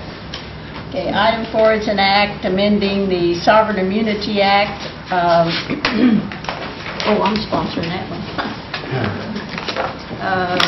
Mr. Carson here? Yes, he is. One of the problems in particular Cherokee Nation Industries has had is in bidding on construction and other type of contracts is the ability to bid on these contracts because of a bonding issue. And so the objective of this mainly is to bring forward a bonding capability, and I'll turn it over to you, Mr. Carson. I think, Madam Chairwoman, you've said it eloquently, exactly the need for this, that this is probably the most important thing, in my view, we can do for the various business entities. C&I has had a construction division doing work on the health centers, as an example. If we want to expand the profitability and job creation possibilities for C&I and for Cherokee CRC, our environmental services group that also has a construction overlay to it, then dealing with this bonding problem is extraordinarily important. What we're proposing here is something very similar to what was done when we came forward with the Bank of America agreement. We are asking for the right for the chief to sign waivers of sovereign immunity so that we can get bonds from surety companies. That is standard practice in the industry. The assets and resources of the nation will never be subject to attachment or lien from these sureties. It would purely be the business entities who are making these guarantees and offering up their assets as collateral to make sure the bonds go in place. Mr. Carson, I do need to make a correction here. We have a stricken version here. There was a mistake under Section 2 purpose whereby it was giving the Chief Executive Officer, and to be more in line with the law, it needs to be the Principal Chief. Yes, that's correct. That's just a grammatical error that we meant to fix earlier. So we would give the chief the right to sign waivers of sovereign immunity for the purposes of C&I, mostly CCRC as well, so we can expand employment and the revenue base for those companies. So, are you finished? I am, yes, ma'am. Okay. I'd entertain a motion to approve. I move it to be approved. Second. Moved in second, open for discussion. Yes, Mr. Hoskins. Thank you. Just thank you, Madam Speaker. Mr. Carson, just so I can be sure, the extent of exposure to our entities, not dollar amount, but in terms of which entities, who's potentially exposed under this waiver of sovereign immunity? What we would imagine happening is, take C&I. C&I would apply for a bond. The surety would demand that C&I back up that bond. Right now, C&I's balance sheet would probably require C&B as its shareholder to also stand behind that bond. So it would stop at the C&B level, but I would expect in most instances that C&I or CCRC as well as C&B would be involved. Very good. Thank you, Madam Speaker. Mr. Collins, did you want to make a comment in regard to, I remember being over there, bonding was really critical and it really limits you as to what you can do. Exactly, and I really appreciate the opportunity and the support Mr. Carson's giving in bringing this forward, and need the support of the council. But for C&I's construction division to stabilize because of inconsistencies in projects, we've seen a big fluctuation of stabilizing employment and also being able to recruit and have the individuals on a long-term strategy and other areas of that nature. So is a critical piece of our business. I ask for your support, and it is also a very from a standpoint of a profitability and an example of that, the recent Bixby project. We had to use a letter of credit, but on that $5 million project, we're looking at a gross profit of around $450,000 in that ballpark. So as we go forward in construction projects, this is a requirement for us to be able to survive in the construction business. Aren't there some local projects coming up also? There is. There's potentially a large, and I know Jody might be able to tell it on the Stillwell, is looking at a large complex, sports complex, very similar to the Bixby. That's estimated at $8 million. You have a courthouse, which is $6 million. But there's many projects out there that come up daily that we may not be bidding on all of them, but we'd be selecting the ones that we feel like are the best fit and the best niche for us to grow and expand the company. Mr. Thornton? What does this, you just got through saying that there's things that come today. Why couldn't these be put off to bring them to the council and have the council approve this sovereign immunity? I think in answer to your question, Councilman, these things come up so frequently, so regularly, and many times on such a short fuse that bringing them before the council, which really is at least a month-long process between submitting legislation 10 days before this committee, waiting a couple of weeks after that, that it's a tad impractical, I would say. The last council meeting, we just got through changing the agenda the day of the council meeting for 8 different legislation. Even in that situation, we'd have at least a month, in all likelihood. If it happens, say, on the Tuesday after the Monday meeting, you have a full month to wait. And so I think, to be just frank about it, for the bonding to work for a company like C&I, we're going to have this waiver ability where we can pull it just like this. When a bid comes up, something changes, if the terms might change. How many business opportunities have you already missed because of this? Well, C&I Construction has only been working for a couple of months now, and I would say I know of 4 or 5 opportunities myself that they've passed up on in just a month or two. Exactly. We've passed on some that by not having this in place to act upon it. And for example, the City of Bixby was asking us to expand on the project, and then the Bixby School as well, something across the street, basically almost across the street, where we have our crews there. We could have picked that up. We had to turn it down because we didn't have the bonding capacity in place. You'll have to turn it down at that moment anyway, because you're going to have to go to the chief and get approval to bond this. Is this the way I'm looking at it? I think the way this will work in practice is that Brian and I will be working closely together on all bids. I'll be working with the chief closely, but there will be, I think, from the chief's perspective, an expectation that our recommendation will be one that will be well thought out from the business side of things, and that there would be a fairly rapid approval of that. And just to add more flavor to kind of the question you asked, whenever these bids are submitted by Brian or from Cherokee CRC, there's almost always a bid bond, sometimes of several $100,000. It has to be submitted with even the placing of the bond. And so all of these things really require almost instantaneous decision-making on behalf of all the business entities. And so, then what you're actually saying, or I may be getting this wrong, but what you're actually saying is over the last 4 months, we've already lost money by not having this in place? Is that what you're saying? We've lost several projects, yes, sir. Any other questions? Are you finished, Mr. Thornton? Any other questions? This is an act. Do you want it? Who made the motion? By acclamation. By acclamation. All in favor signify by saying aye. Aye. All opposed, same sign. Okay, motion carries. Thank you. Mr. Todd, are you ready with numbers? Moving back to item 3. Yes, ma'am. Doug and I went in there and crunched some numbers, and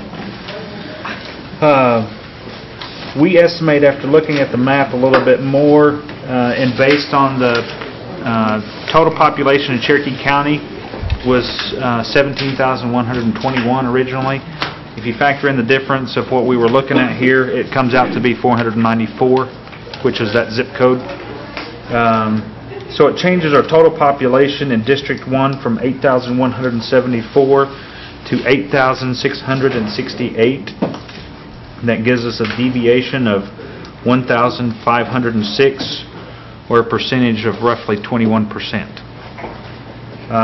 District 8 would go from 5,962 to 5,468, and that is a deviation of a negative 1,094, and that is a deviation percentage of a negative 23.6. That would become the highest deviation out of all of them. But it's 0.3 of a point more than the next one. So that's the information. Well, that is fair. I mean, it looks like from the numbers we've heard, the percentage deviation that would result from what Bill John Baker is proposing isn't out of line with any of the other deviations. If we were prepared to vote in this map mindful of these various deviations, then my opinion is that what he's proposing is not, it wouldn't make this defective if you just from a deviation standpoint. In fact, might even make it enhanced from what has historically been his district. So I think it's worth approving his recommendation. So, Mr. Hembry? Yes. One man, one vote standard, I guess you'd say. Do you believe, like District 15, and District 8 then, and District, whatever Bill Jones was, that would withstand constitutional muster? Oh, nothing like putting me on the spot here. I didn't mean to do that, but... And like I stated to Councilperson Hoskin, I don't know. I mean, what may be reasonable to me may not be reasonable to a majority of the 5 justices. But as the figures that I just pointed out, yeah, that is still. I mean, it's no more of a deviation than District 50. And if you're going to, so. I thought the percentages actually would be greater than this, but so if this were, excuse me, Todd, but if this were challenged and the court looks at this, then would you consider that they would send it back to the tribal council, or do you think they would take it themselves? I think they would probably refer it back to council, given the time we have between now and the next election. If we were having this discussion, let's say in December of 2010, no. They'd take it upon themselves. Again, that's just a prediction. And I guess to answer the question the best I can, I wouldn't have any problem defending these numbers. That doesn't mean I'm going to win. Would you, the Tall Todd, Mr. Tall Todd, would you defend these numbers? I merely present them, that's all. But you'll be called as a witness.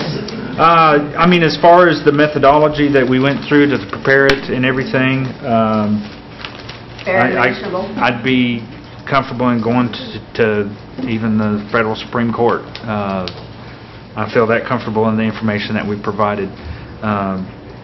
Like Todd said, depending on the justices and how they perceive that.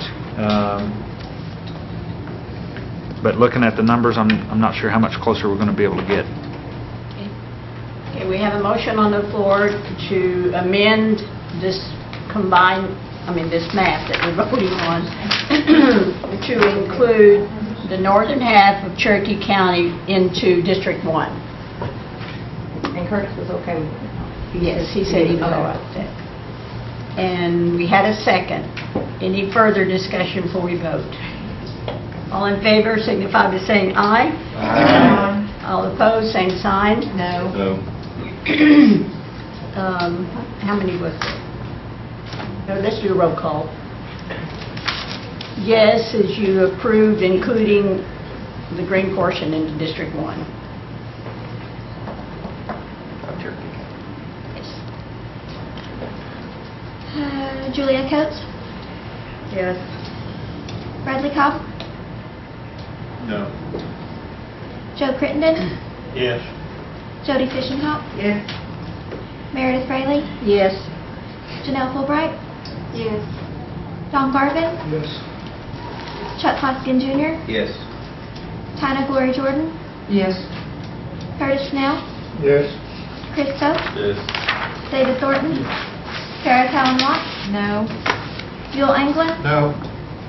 Bill John Baker? Yes. Jack Baker? Yes. Harley Buzzard? Not here.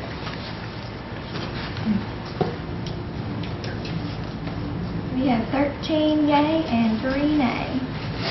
Amendment passes. Now voting on the whole map as it stands with the amendment. Do I have a motion? Did we have a motion? Have one.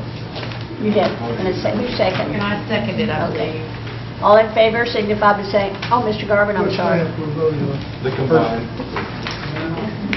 Not No reason. It's the map that says Cherokee Nation Combined Method 062608. Okay, all in favor signify by saying aye. Aye. All opposed, same sign. Okay, this is the final map. Unless the Supreme Court says something. Madam Chairman, if I may, how this is going to work now is there will be for the next council meeting an amendment to the election code, setting out these districts, and we'll attach the map to that. So that's what will be in front of you at the next full council meeting. Okay, thank you. Mr. Hoskin? And Madam Speaker, I'm probably a broken record, but we'll adjust the district numbers on that final map that'll be codified, right? Right, yeah. I would say we'll try and get these back to you by tomorrow. With Thank you. the appropriate With the correct, district yes, with the numbers. corrected district boundaries and deviation and information. And identification numbers is what I'm talking about. I'm sorry. Some of us want to keep our district numbers, which I know is a minor thing compared to the other issues, but that's what I want to make sure happens before we go. Okay. And in this regard, too, while we're doing this, we might as well, any counselor, please contact me if you have the request for a specific number. And you do also have the opportunity to name your district in this act if you so wish to do that.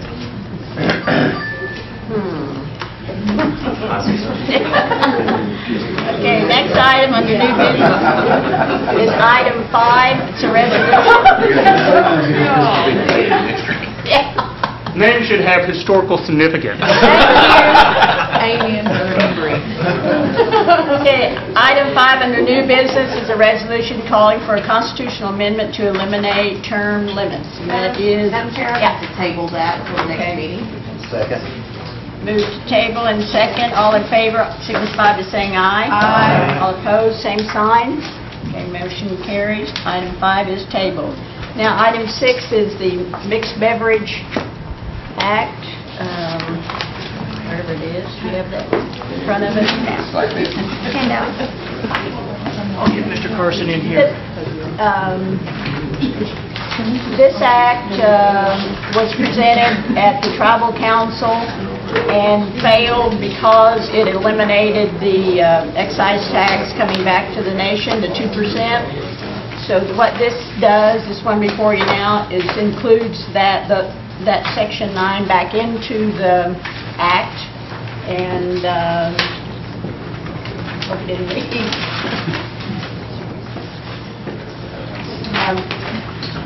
Mr. Morton.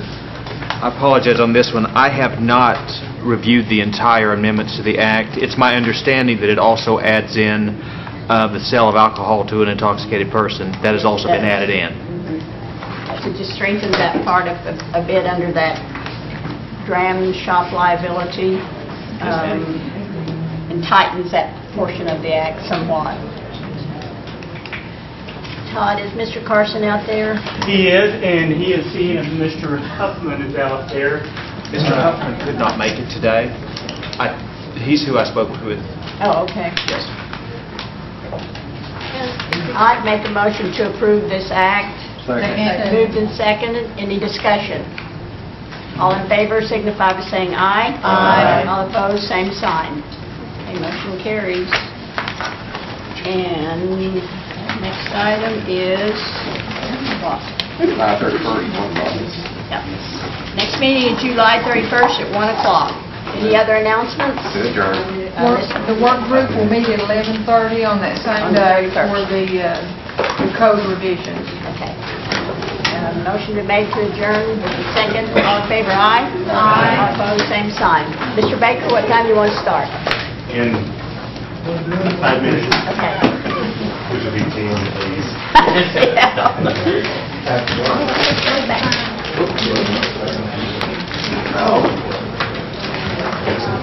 Yeah.